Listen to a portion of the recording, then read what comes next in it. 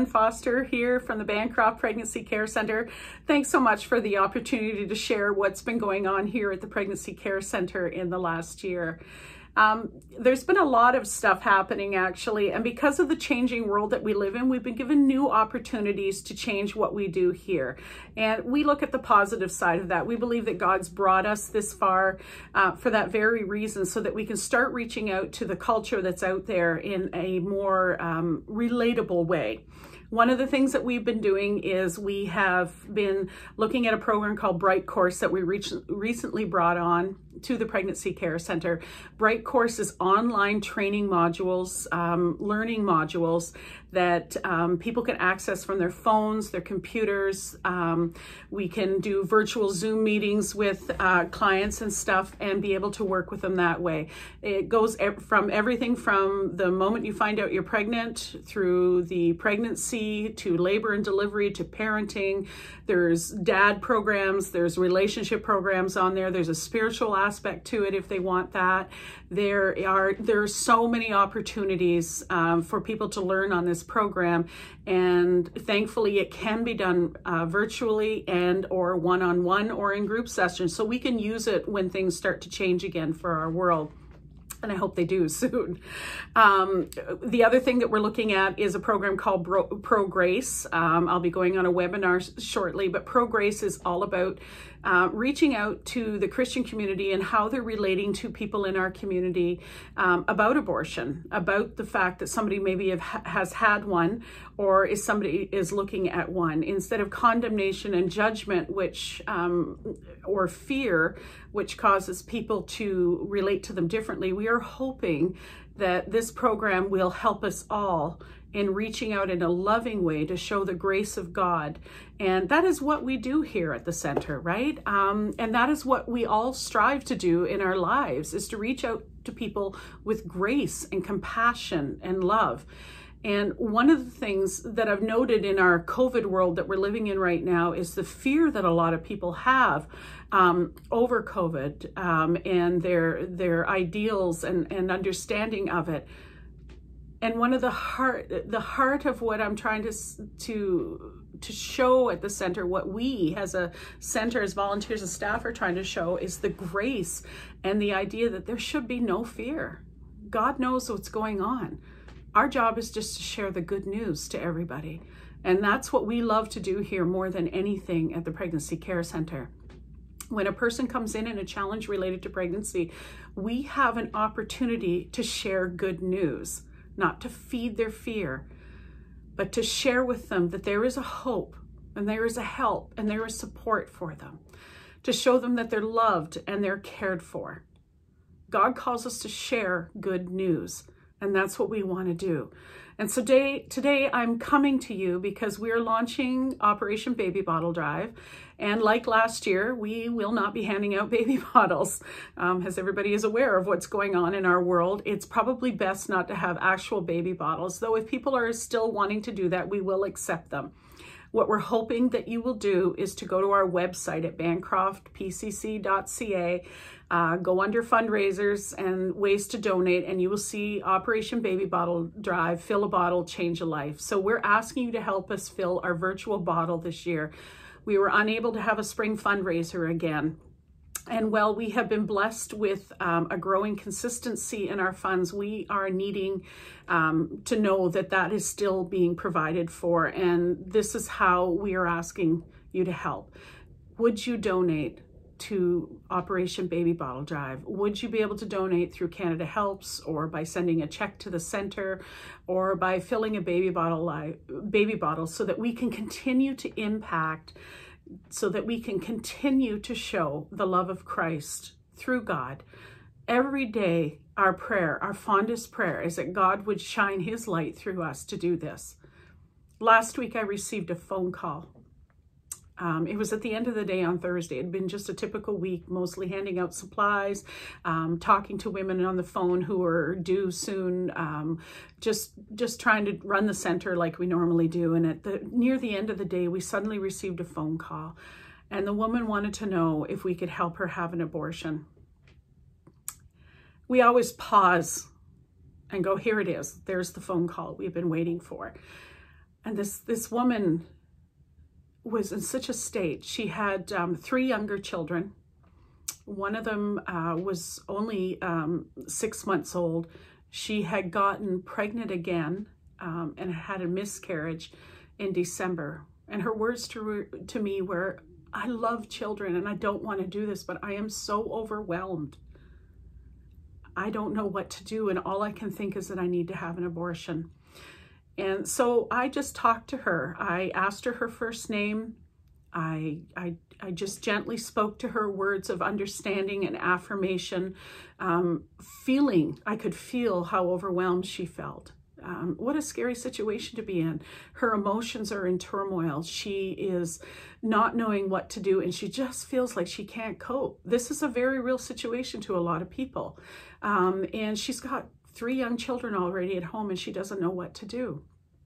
And I got that. I felt it for her. I felt the overwhelming sadness in her over her miscarriage. She doesn't want to go through with another pregnancy. She just doesn't know if she can cope. And some people might be thinking, well, so she has another child, but for her it was hard, and I had to respect that. But I also was able to talk to her about the pros and cons of her decisions, in all her decisions, whether it was birth, whether it was abortion, whether it was adoption. And just to help her understand too that with abortion came the side effects of emotional, physical, and spiritual issues that she might have later on in her life. And she heard me. I know she did. And she was listening. And before I could even say to her, and we're here for you regardless of your decision. We're here to love you, to walk you through anything that you're dealing with. She had to go suddenly, and her husband was calling on the other line. And for whatever reason, the conversation was cut off short. And all I could do is sit there for a minute wondering if I had said or did the right thing.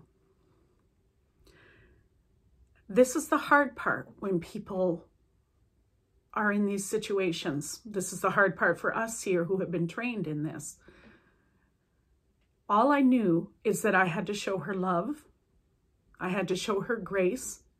I had to show her acceptance of where she was right now. And all I could do was give her the information that I had and help her to feel that she was being cared for in that situation. Dawn and I have been praying. We've sent it out to our prayer team that this woman and her husband and her children and this unborn child will be protected by God. That she'll also know that she's deeply loved right where she is right now. I want to see a community. I want to see us all develop a community where when you have an unexpected pregnancy, whether you're a young teenager or a 40-something old woman who is pregnant suddenly and doesn't know what to do, I want to see a community that surrounds them, that shows them that there is a hope for them, that they don't have to make a decision based on fear, but they can make a decision based on factual information, on love, and on grace. The grace of God, the love that comes from the community without judgment, but with understanding of where they are. Because we find that when they're able to do that, when they're able to receive that and to hear that from all of us in the community, then their decision is usually for life. Because they realize that they're not alone. And that's what we want to show more than anything. So pray for us and walk with us and help us here, the volunteers, the staff, the board, and the people that are here to serve these families walking through the center. We need your help. We need to continue to offer this kind of encouragement. We need to continue to offer God's grace and His love to our community. Thank you so much for your support for the past year. Stay tuned for more things that'll be coming up as we move along. Pray for us as we pray for you. I miss you all. God bless you. Take care.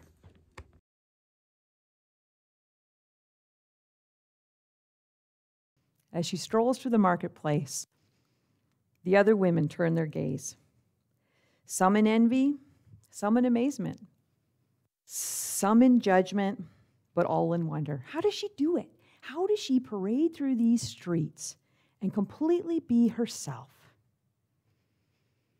How does she manage to run a profitable business while the rest of us are vanishing into the background of this male-dominated society? She's an attractive soul, a budding entrepreneur. She sells rooms for those who travel through town. She also sells herself, because as a woman in this time, there were few professions that she could do to survive without a husband to pay the bills. Did you say she sells herself? Yes, she sells herself. And as she does it, God is pursuing her. This God of grace is giving her opportunity for greatness, giving her hope, giving her choices, giving her a chance to see beyond her circumstances into a world that is much different than the one she's existing in. Because she lives within the city walls, she knows everything that's going on in town. I suppose that's why those in power consult her for the latest intelligence. The city is Jericho, the courageous woman is Rahab, and she will be our inspiration today. We find the story of Rahab in the book of Joshua. The background of this story is that the children of Israel, these are God's chosen people. God chose them to reveal his story to all of us through these people. They had just left slavery. The slavery was in Egypt, and they are now in the process of seizing different cities around the area. And this is where our story begins. Joshua, son of Nun, secretly sent out from Shittim you got to be careful when you say that, 2 men as spies. Go, look over the land, check out Jericho. They left and arrived at the house of a harlot named Rahab, and they stayed there. Really? The king of Jericho was told, "We've learned that men have arrived tonight to spy out the land. They're from the people of Israel." The king of Jericho sent word to Rahab, "Bring out the men who came to stay at your house last night. These spies, they've come to spy out our whole country." The woman had taken the 2 men and hidden them. She said, "Yes, 2 men did come here, but I didn't know where they'd come from. At dark, when the gate was about to shut, the men left. I have no idea where they went. Hurry up, chase them. You can still catch them." She actually had taken them up to the roof of her house under the flax where she was drying flax, and she had spread that over her roof, and this is where she had hid the men. So the men gave chase down the Jordan Road towards the fords. As soon as they were gone, the gate was shut. Before the spies were down for the night, the woman came up to them on the roof and said, "I know that God has given you the land. We're all afraid. Everyone in the country feels hopeless. We heard how God dried up the waters of the Red Sea before you went and left Egypt, and what he did to the 2 Amorite kings east of Jordan, Sihon and Og, whom you put under a holy curse and destroyed. We heard it, and our hearts sank. We all had the wind knocked out of us, and all because of you and God, your God, the God of heaven and earth, and the God of earth below."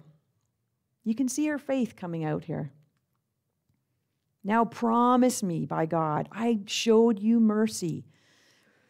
Now show my family mercy and give me some tangible proof, a guarantee of life for my mother and my father, my brothers and my sisters, everyone connected to my family. Save our souls from death." "Our lives are yours," said the men, "but don't tell anyone our business. When God turns this land over to us, we'll do right by you in loyal mercy." She lowered them down out a window with a rope. because her house was on the city wall to the outside. She told them, "Run for the hills so your pursuers won't find you. Hide out for 3 days and give your pursuers time to return. Then get out of your way."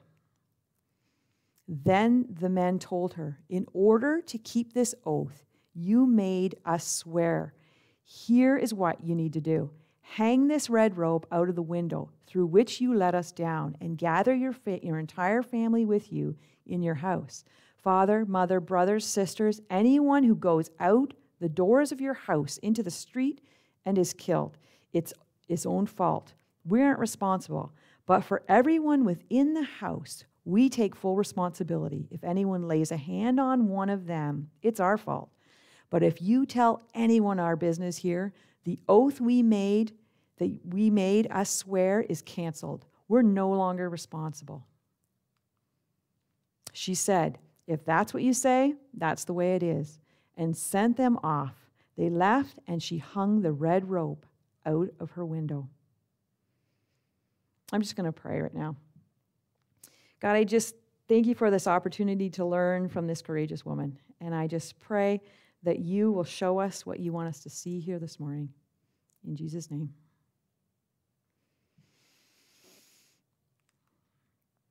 Our lives are full of minutes, and our lives are full of moments. You have 1,440 minutes a day. What do we do with these minutes? But more importantly, we apparently, a guy named Daniel Cohen, he was a Nobel Prize winner. He was probably a social scientist, I'm not sure. He claims that we have 20,000 moments in a day. What is a moment? His definition of a moment is a few seconds where the brain records an experience. A moment is a few seconds where the brain records an experience. This experience could be negative, positive. This experience could be neutral. 20,000 moments in a day. Social sciences also say that in our lifetime, we have between 7 and 10 pivotal moments, defining moments in our lives. These are the big ones. These are who you marry. This is maybe a moment when you, or the time in your life when you chose faith. This is maybe a horrible devastation in your life, maybe the death of a parent, the death of a child, something really pivotal. When you go in that time in your life, you're one way, and when you go out of that time in your life, you're a completely different person. So those are the defining moments of our life. But today we're going to talk more about the moments. And I don't want you to be overwhelmed by the fact that Buddy says you have 20,000 moments in a day, but I want us to be challenged of the moments that we have and what are we doing with our moments. We have lots of minutes, but the moments, how do we define the difference between moments and minutes? I think we kind of know in our spirit when it's a moment, when it's a time that we need to really be aware of what we're doing, what we're saying. And I'm inspired by a verse in Deuteronomy. And the context, again, is the children coming out of the desert, wandering for 40 years in the desert under the leadership of Moses. And before Moses dies, he's imparting wisdom into their lives. And so one of the things that he says, and I love this, and I know that we're just pulling a verse out of context, but I think we can be inspired by this verse. And the verse, what Moses says to his people is, "I place before you life and death, blessings and curse. Choose life so that you and your children will live." So our series that Steve has put together is called Momentum. And what my challenge today is, how can we choose life in the moments that we are given? How do we choose life? And we're going to be inspired by our friend Rahab today in choosing moments. When I read over the story, and I read over it several times, 3 things really jumped out at me. And so that is my 3 points for today. The first thing that really jumped out is that this story has so much mystery. First of all, the protagonist is Rahab, who is a prostitute. And theologians don't like this, so they've tried to argue away the fact that she was an innkeeper. Maybe she wasn't a prostitute. But the Hebrew word is zonah, Z-O-N-A-H, and that means prostitute. There's also record that she was an innkeeper. She lived on the the exterior of the city. So when people traveled through town, hers was an easy spot to drop by. Now, again, we've got cultural setting here. She was an innkeeper and a prostitute. So perhaps her establishment was kind of, perhaps it was a brothel. I mean, that's up for discussion, but that's the context of our story. And whether we like it or not, that's where God was working. So there's so much mystery, because why would God choose two of his people to spy out a land, and he orchestrated them to stay here, stay at a brothel, stay with a prostitute? Like, wouldn't people talk? That doesn't seem super logical to me. Most board of directors of religious organizations would say, absolutely not. We are not sending our people to the home of a prostitute to do God's work. So there's a lot of mystery in what we read today in Scripture. The thing about God and divine moments, again, we'll be referring to divine moments because the moments in which we choose life can really be profound and can be divine moments. So the characteristics of some divine moments we're gonna look at today. So what I draw from this is that divine moments don't always make sense. They're not always logical, and they're very puzzling. God must have had something really big in store when he orchestrated this bizarre arrangement. The other thing that I love, that I'm seeing in this story, is that divine moments are often hidden in the mundane. Think about this. This woman is very busy. She runs a profitable business, but she's an innkeeper. She's got 2 more guests that need a place to stay tonight. She has linens to clean, food to make, cobwebs to get rid of. She is crazy busy, I'm imagining, on this day. Now, it's Mother's Day today. And a shout out to all your moms, because you get this. This crazy, busy, overwhelming, day-to-day, boundary. We understand where she would have been coming from. And somehow she did not allow the demands of her day to blind her from the moments that God was setting out before her and the choices that she had to make in those moments. And that, to me, is such a challenge. How do we not miss those moments in the mundane, day-to-day tasks? What I love about God and what I love about defining moments is that God shows up in the mundane. And what he does is he turns the mundane into the miraculous. What does make sense when we think about this story? What does make sense is that they needed to go to a place that was very inconspicuous. So what did travelers do in that time? They went to these places. In these places was the talk of the town. They were spies, remember? They could go into this establishment and hear all the latest on the city. And so in some ways, I suppose it's inconspicuous for them to go to this place. Nobody would have noticed them. They didn't look like anybody different in their culture, in their time. They found out information. The place was located on the outside of the city, so they could escape when they needed to escape, as they did when people were after them. So maybe it did make a little bit of sense in that they could be very inconspicuous. You know what's really neat about God? When he's doing revolutionary things in the world, he often uses very unexpected folks to reveal himself through. And I love that. Why is that? Why is that? I feel like God doesn't need us getting in the way with our human intelligence, our reasoning, our pride, our sense of accomplishment. I feel like maybe it's easier for him to use someone who doesn't have some of that, all of that pride. Maybe the real source of the power shows up a little clearer when humanness is out of the way and God does his work.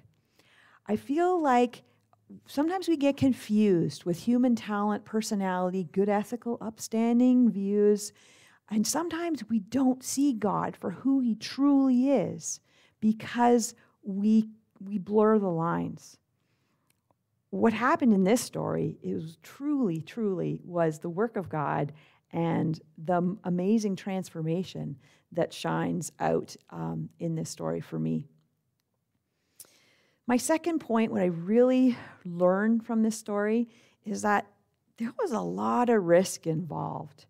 I mean, Jericho was very nervous at this time because this group of Israelite folks, they had heard the stories. They had heard the stories of how they, came out of Egypt and how God parted the waters and the armies went through on dry land. And they had heard these amazing stories, and they were starting to get nervous because they had heard what the children of Israel, what had happened to some of the other kings and some of the sieges that had happened. And they were nervous about what was going to happen to their city. And those in power, they knew that Rahab had all the travelers come through her place, and they knew that they needed to confront her. She knew she was going to be confronted. And she knew that she would be questioned, right? That's why she hid the men up on her roof, and the roofs were all flat at that time. What I have a hard time understanding in this story is that God honors her.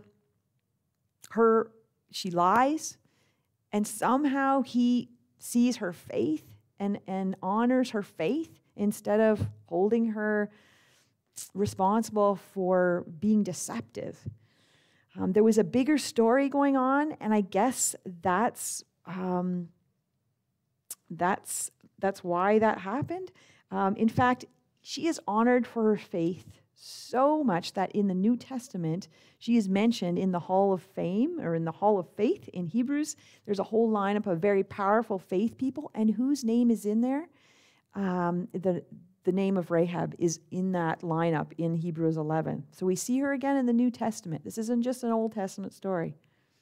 Here's the thing about divine moments that I notice. They're not safe. They're not always safe. We live in a world that is addicted to safety. And safety's not all bad, don't get me wrong. But we sometimes miss opportunities because we live in fear. And today my challenge is, do we choose faith over fear? Or do we live with choosing fear over faith in the moment? Do we live this way because of control?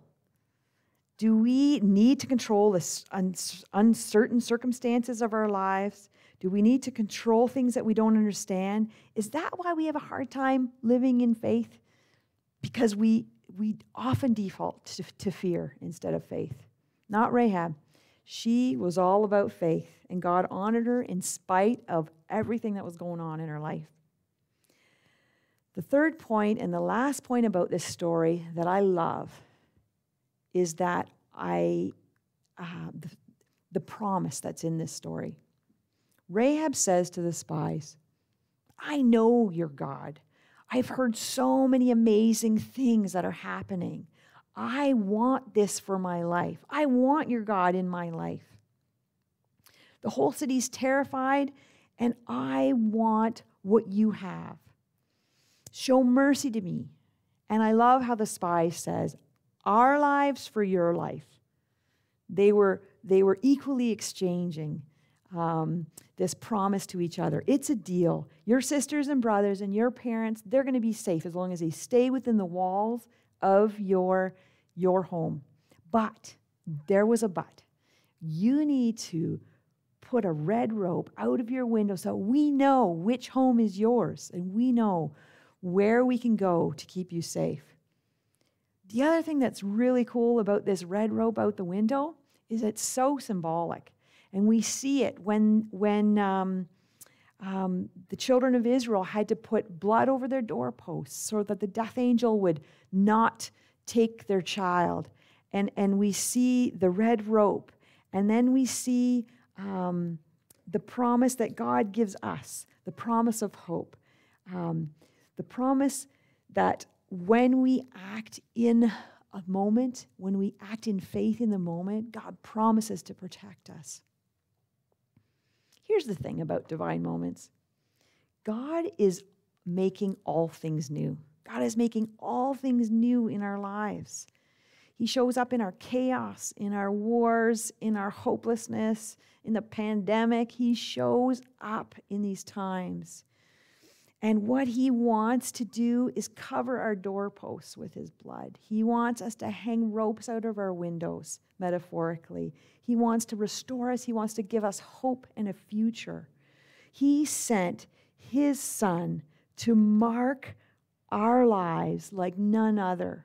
He wants to turn our moments into momentum. He wants to release us from the moments of our past that we regret, and he wants to give us a future, a momentum for our future. You know what moments do? They transform our hearts, they transform our families, they transform our town, our cities, our nation. If we could only understand the power of a moment. Where does Rahab end up after all this? What happens to Rahab? Rahab becomes one of the children of Israel. She marries into a family there. She has a legacy that flourishes, one that changes her world, one that changes her family's world. She goes on to have children. She changes, her family changes, but not only hers changes, ours changes. You know why? Because Rahab, if you read in the lineage of Christ, she is, I'm going to say, great-great-great-grandmother of Jesus. The power of the choice that she made changed everything, not only for her, but for all those around her, including us. She's in the lineage of Jesus. Is that not amazing? That blows my mind. The power of the moment, the mystery of these moments, the things we don't understand, the risk of these moments. We need to choose faith over fear in these moments. And we need to be so thankful for the promise that we can have in the moments of our lives. Choose life in your moments today. You know, there's so much going on in our world. And you may just think, well, this is too big for me. You know, the end of last week, I had, I was starting to do this talk, and I had a friend I knew I needed to text, and I kept putting it off. You know, it was busy, work was busy, and I kept putting it off. And then all of a sudden, I stopped, and I said, Jen, choose life in this moment.